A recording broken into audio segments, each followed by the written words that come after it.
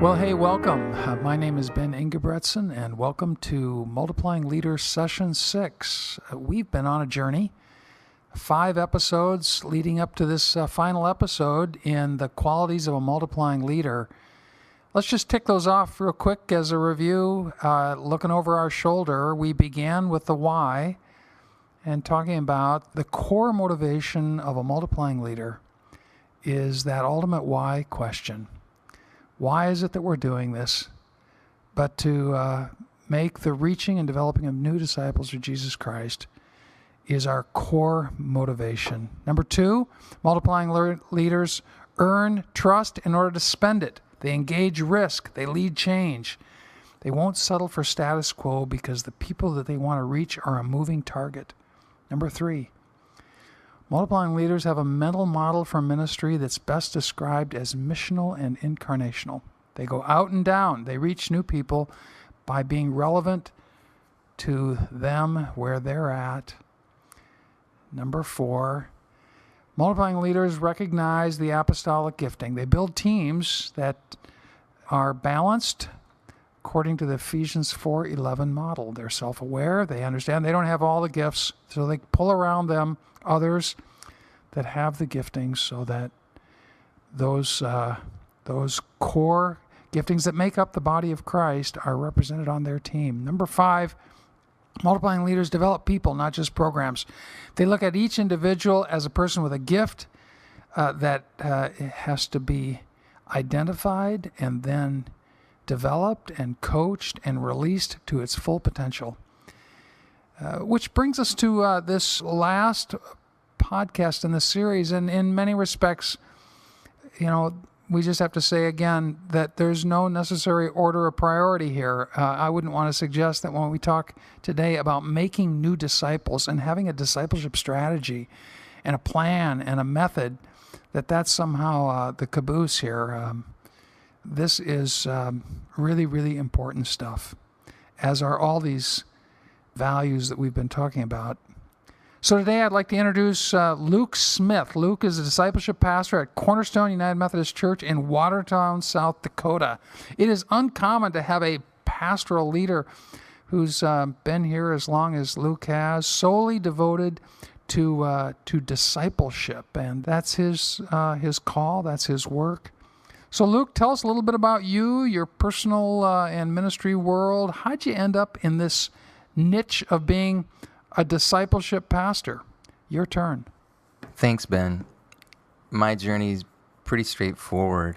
I went to college and started experiencing the reality that church life wasn't my heart's desire at the time, and was pursuing the world's dreams for myself, and got connected with a man who wanted to disciple me. And when he started to do that, started changing my life, started getting new vision for what it meant to reach people on campus and the desperate need that people had at the university. That's the beginning of my journey. Eventually, I found that was the highest passion I had in my heart, and so I pursued further ministry opportunities and training. I ended up coming here in 2001 to Cornerstone, working with Pastor Roger Spar, and Roger was asking me to do student ministry, so I started in student ministries, love it. Working with kids is a passion of mine, still doing that today, but quickly found that to reach students, you needed to reach parents. To reach parents, you're talking about reaching families, and that was the main issue we were facing in our church and community, is how do you reach families? What does this look like? And so student ministries was broadening fast. Then it was dealing with the issues that we were facing in our families and saying, do we have answers for that? Did we have resources for that so that they could move forward together? When we started to learn that, how to deal with the obstacles, what I was just realizing was more and more of my student ministries time was being devoted to a bigger picture of family time. And so we needed to bring on some people to help me with hand-to-hand stuff with students. But my picture started to broaden as kind of a leader. And with that, over time, eventually, when you're working with families and you're discipling families, you realize you're really starting to move into discipling in a big scope picture at the church. And so it was just a natural flow to kind of say what, they like to put a label on what you're doing. I don't necessarily like that, but that's what happens. And so it became a title of discipleship pastor, which is fine. But it isn't solely running your Christian ed department. That's not what I'm talking about. Discipling for me literally encompasses from children to the elderly and helping them move forward to become like Jesus Christ. Thanks, Luke. So let's start with a why question. Making disciples for the transformation of the world, making disciples of Jesus Christ for the transformation of the world. There it is. We come back to it over and over again. It's deeply set into our DNA, so much so that we might kind of lose sight of the reason why. Luke, talk with us about the why of discipleship at Cornerstone. I mean, how do you talk about this in a way that makes it a priority? I think the beginning point in understanding why discipleship is clear. It's a clear command in the scriptures. It's how Jesus leaves his disciples, and it's how the book of Acts begins, and it's how Paul shows everything happening, is there is a clear command to go and make disciples. And with that, you see a simple pattern that it always started with those that were children of God, and they're offering them the good news. Do you want to go further, deeper into this and following Jesus? And then it moved out to those that didn't know God yet and saying, here's an open invitation to the good news. Do you want that? This was the spread of the movement of the Spirit of God through all ages. And so we're sitting here and saying, that still applies to us. It's a command. It's imperative. We got to do this. So that one reality is something we cannot forget. Second thing is, I'm looking at a town, and when you're living with people, it's very easy to see that there's still a desperate need in our culture for people to experience the good news of Jesus Christ. And I don't know, if we don't have that burning in our hearts, I don't know what we're doing. I mean, at some point, I can get scared just by feeling numb and by not caring and saying, something's got to change. And so I get on my face and say, Lord, give me your heart. Give me your heart for the people, for this community. And it's not hard once you start to do that to let God begin to birth his heart in you for people that need Jesus. And even not just the ones that have yet to know him, but the people in your own church. That was for me where I was looking at, they're not moving. Where are they moving? How are they going to move? Where's the hunger? Where's that passion? And so for me, those are the whys why we need to disciple. But when I started actually getting into it and taking more of okay, this isn't just going to be about how we're affecting students' lives. This is about how the church is moving. I just realized real quick that most of our thinking had been programmatic, and that with that, we'd even created a culture that actually believed you could be a Christian without being a disciple. So it was really simple. I had discipleship programs that you could opt in or out of, as if that was real for Christians.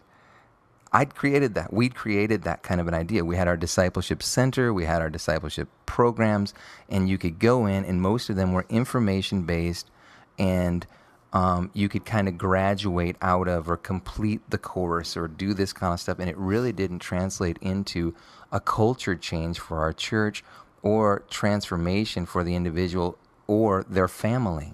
And that's where I was looking at what is going to happen. How am I going to transform the community at large, okay, if we're not really able to understand what that means even in our local church right here. And so for me, those were kind of beginning points of questions that were being raised for us, that saying, how do we fulfill the command? How do we honor the desperate need? But how do we start where we're at right here in our church? One of the hardest things for me was feeling the pressure, even though they didn't put pressure on me like this at our church. But you feel a pressure when you're employed vocationally to perform and to get results, those kind of ideas, simple ideas, right? And thinking that, okay, I've got the program, a discipleship program that ends here, and I need to have these kind of metrics to feel successful and say that we're doing something that is worthwhile. And realizing really quickly, discipleship's not about that. For true discipleship to happen, I'm going to have to make a paradigm shift to start thinking long-term and say, are we willing to think long-term? What are the steps that I'm going to need to take to think long-term? And saying, man, discipleship like this requires a different type of commitment.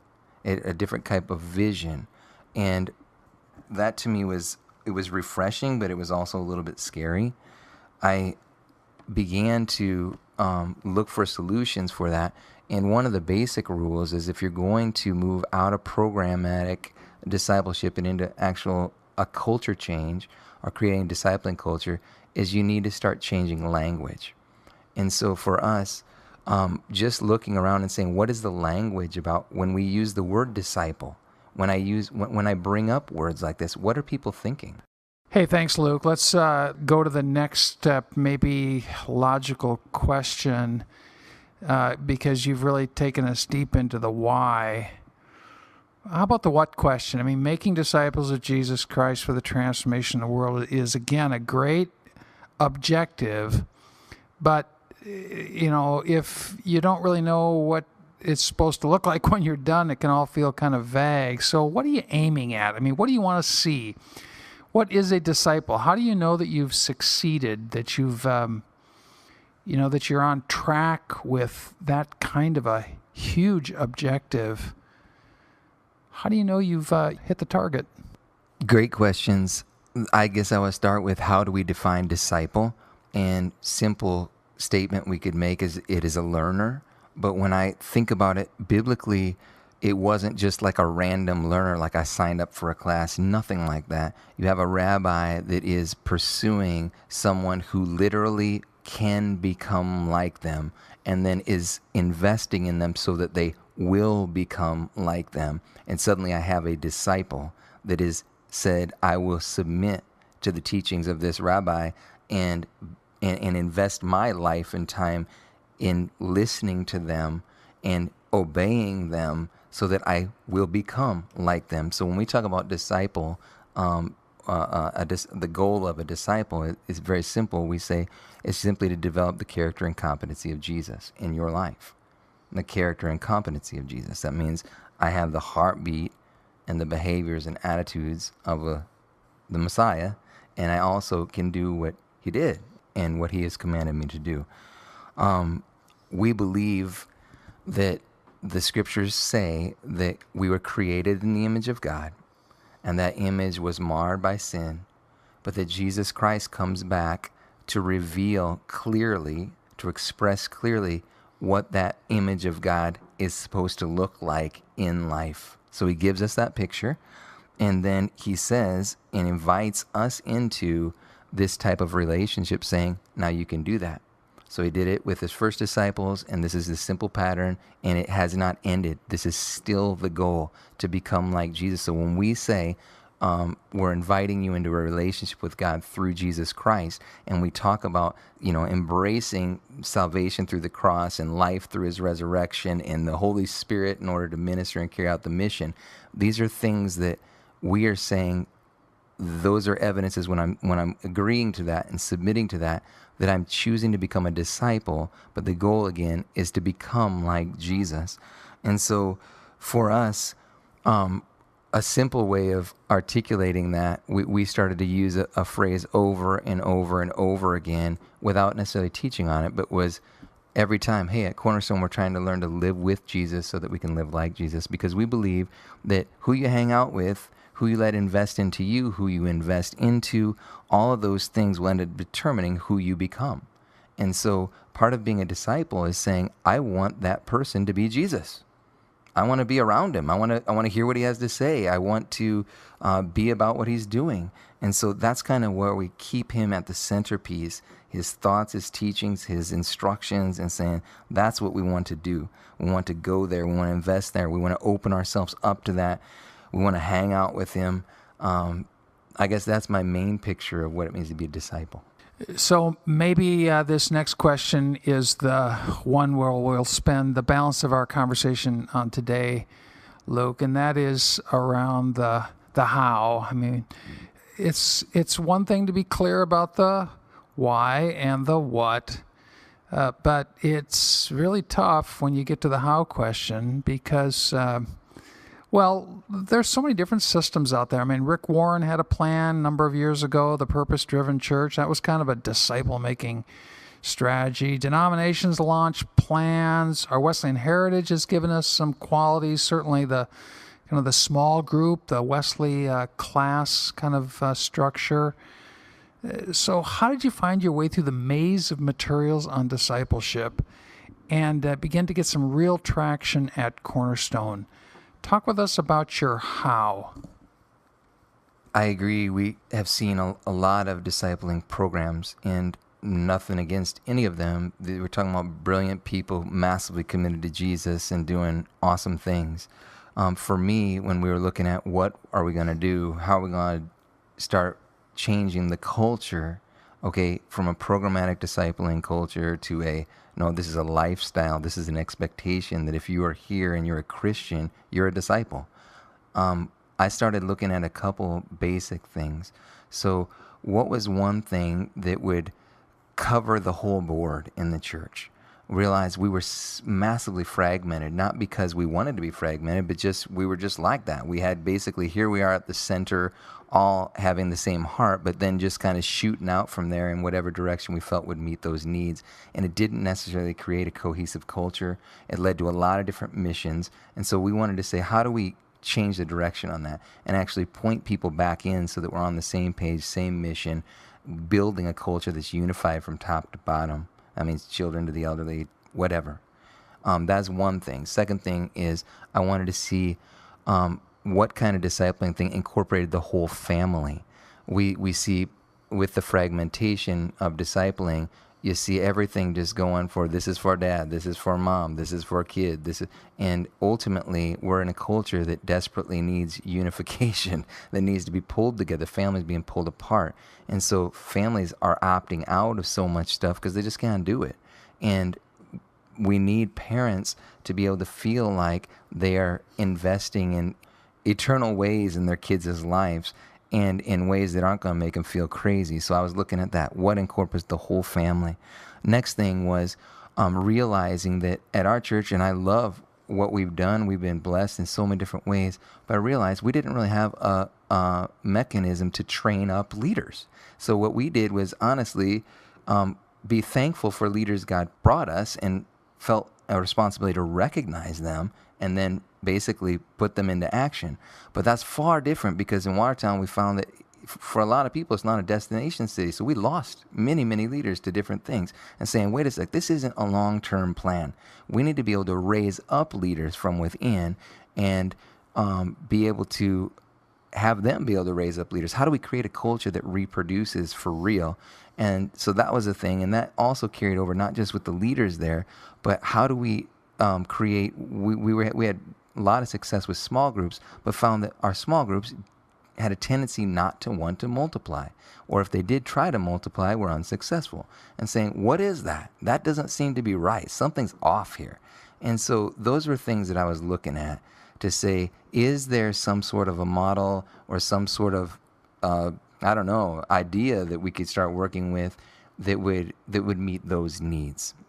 In doing that, through just a random circumstance of an event we were hosting here at the church with many different ministries that had come in from all over the place, came across a guy who, when he started talking about discipleship, sitting down just one-on-one with him, he started not only being able to answer my questions, but he started asking me new questions I hadn't thought about yet. And he was way further ahead. And I'm like, that's what I'm looking for. And so the first step that we took in pursuing this idea was a tough one, because the first thing that we were told is this: as a pastor, you're going to want to start implementing things right now and get things moving, but the first step that you honestly need to take is to become a disciple yourself. That was intimidating, when you've gone to school, you pastored a long time, and you're feeling like, wait a second, I know I'm doing this, and then you're realizing I'm going to have to put on the brakes, stop teaching, and become a learner. And it was a good thing. And so at the time, Pastor Roger and I were sitting there and saying, can we do this? Because I quickly realized, too, that they were saying me in a secondary role was not going to be the primary point person in this and be able to create a new culture. It had to come from your senior pastor. And so I'm saying to Roger, Roger, are you willing to say you will become a student? And Roger is sitting there. He's got a doctorate. He's massively successful in the stuff. And he's sitting there and he says, yes, yes. And so we began to be trained, where we made an investment, where we started to sit under someone who started to teach us some basics on discipleship and started to teach us new language centering around biblical principles that basically everybody needs to know, but not just knowing them with your head. You need to be able to live them, and then not only be able to know them and live them, but be able to teach them simply, very simply and memorably, so that across the board in your culture, you'd have remembrance. So that's what we started to sit under. We started to learn, we started to practice, and then we started to try to then slowly teach those things to key people. So what I'm hearing you say, Luke, is that you kind of took a pause on rolling out a program, and you acknowledged that in your ministry leadership, you had become, kind of program managers, and you went back to kind of a very personal encounter with a discipling objective in your personal life. It's like you can't take someone to a place you've never been yourself. Am I right? Yes. And with that statement, there's still an acknowledgement that we have a job to do. So you still have the whole church that needs to have opportunities to sit and study also. So I've still got classes going on. I've still got Bible studies going on, all the things that people are used to that are the basics when we think about discipleship or Christian ed. But behind the scenes, I'm learning a new way to think about discipling. And as we're investing in that, we start to do that individually. But then this is the next thing we did that was a huge step. They challenged us to come away and to begin to dream and to begin to learn. And so this was something that was really hard, as they called us away for 4 days to say, you're going to sit, learn, pray, worship, and start to pick up new tools. And then not just that, while you're there, you're going to begin to strategize. You're building basically a 2-year projection of where do we want to be in 2 years, and then starting to say, but what do I need to do in the next 6 months? Then after 6 months, if we've met those goals, hit those paradigm shifts, counted the costs, and met those, then we come back in another 6 months and do the same thing. We did that 4 times over the course of 2 years, evaluating, strategizing, planning, praying. That was a massive step just to leave and go do that. I don't know why that's hard, but it was difficult. But when we got there and we do that, it was so refreshing because it kept us on track with our personal learning. But the bigger picture, when we did this, it wasn't just Roger and I. We took away key leaders with us to do that. Other staff that needed to be involved, other leaders that needed to be involved, and we sat down and we began to pray together, strategize together. And so you're starting to see this simple idea. Our leadership was learning and getting on the same page. Our leadership was developing new language and a new paradigm for what discipling even meant. Behind the scenes, that's all taking place. In front of everybody else, though, you got your regular church stuff running that everybody that they want and they're looking for. But behind it, we're strategizing and thinking and starting to experience it. After we come back, each of those stages had different things that we started to introduce. So after one stage, we started to, as Roger and I had been being discipled, we started to disciple in the same manner those key leaders. Then after another stage, those key leaders started to disciple other key leaders. And so we started to say and basically begin to pray and say, who are the people that are ready for this, that need to be involved in this and laying this out, and started basically thinking like Jesus with his 12 disciples as he trained them and then began to release them to train others. That was effective. So let me just give some words to what I think I'm hearing you say this morning, Luke. What I'm picking up is that you just made the assumption that sermons and classes may not be getting the job done, but that a one-on-one, that kind of life-on-life discipleship model is what you needed that was more intentional, and one that you and Roger, your colleague in ministry, had kind of reacquainted yourselves with so that you could deliver it to your key leaders that would then go on and deliver it to others. It's life on life is what I'm hearing, one-on-one, not a class, not an event. It's really a kind of a skunk works. It's decentralized, it's off the radar screen, but it becomes really a high priority. How am I doing? The best way that I can describe it for me is that it's relationship, intentional relationship with high investment from the leader into the learners, but also high commitment from the learners back to the leader, saying, I want you pouring into me. And this is a little different. When the disciples and Jesus got together, the disciples didn't offer they didn't offer to teach Jesus anything. Okay? This is a massive shift in discipling where we said this: we believe that our leaders in discipling are here to pour into you, and you're here to learn. Okay? This wasn't a give and take type of thing, like equal stuff. That's not what we're doing here. We're saying we believe that the simple idea is more in what 1 Corinthians 4, 1 Corinthians 11, where Paul indicates this simple idea, and it's a bold statement. It was uncomfortable for me to hear at first, or for me to even approach, because you don't feel qualified or adequate for this kind of a statement. But where Paul would say something like this: imitate me as I imitate Christ. That's bold. Follow me as I follow Christ. It is easier for me to just say, I'm going to point you to Jesus. You just follow Jesus. But in the discipling mode, the discipler is actually called to be a model and to say, I will show you where to go.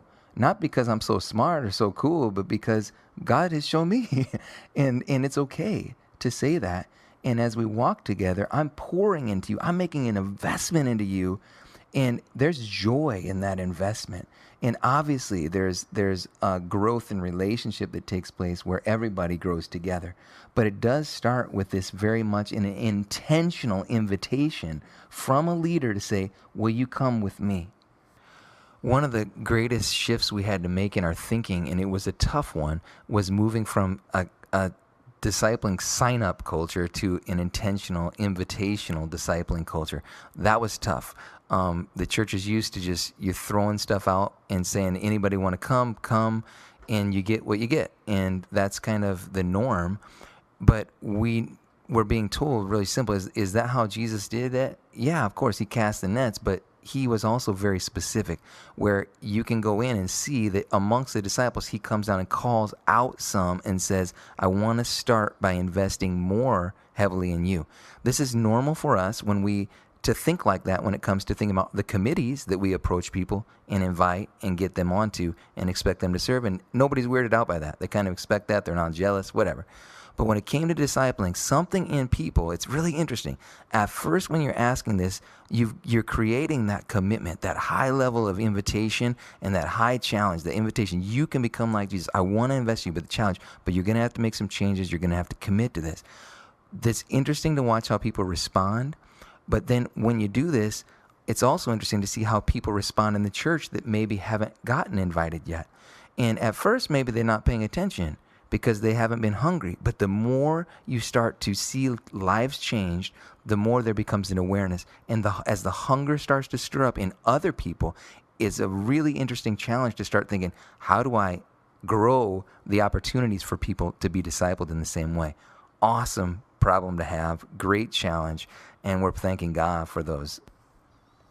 So, Luke, there's a lot of different structures, I assume, out there for the actual content of the material that you're having conversations with. You could, I presume, just start with one of the Gospels and reading the Gospels together and let that be your content for disciple making, right?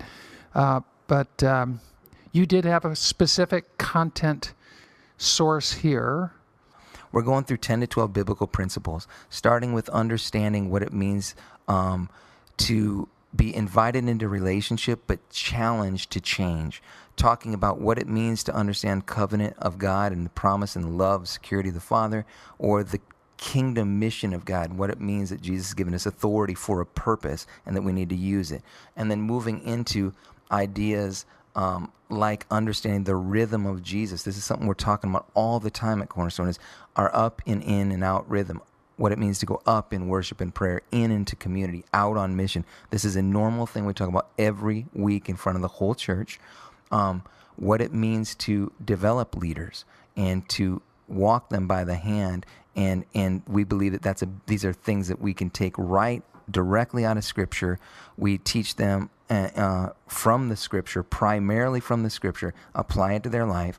Another thing would be how to understand your gifts, how to employ your spiritual gifts, how to pray, how to monitor your spiritual health, and how to ultimately walk in an outreach mindset, understanding who are people that God may be calling you minister, how to do that effectively, how to evangelize.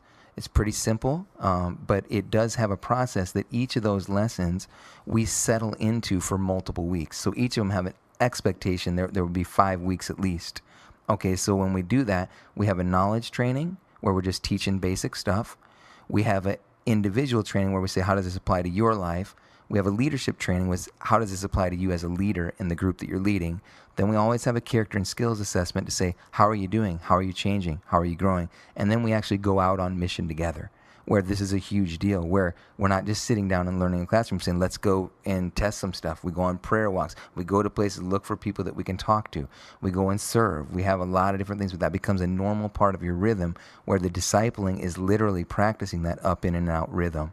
And it's been a joy to experience that. Once you have the individual do that, though, throughout that process, they start to bring their family in. They start to incorporate their family. They start to teach this within their family. And then they start to join other families, and they build a community that is on mission, or that's what we call missional communities. We're still trying to learn what that means.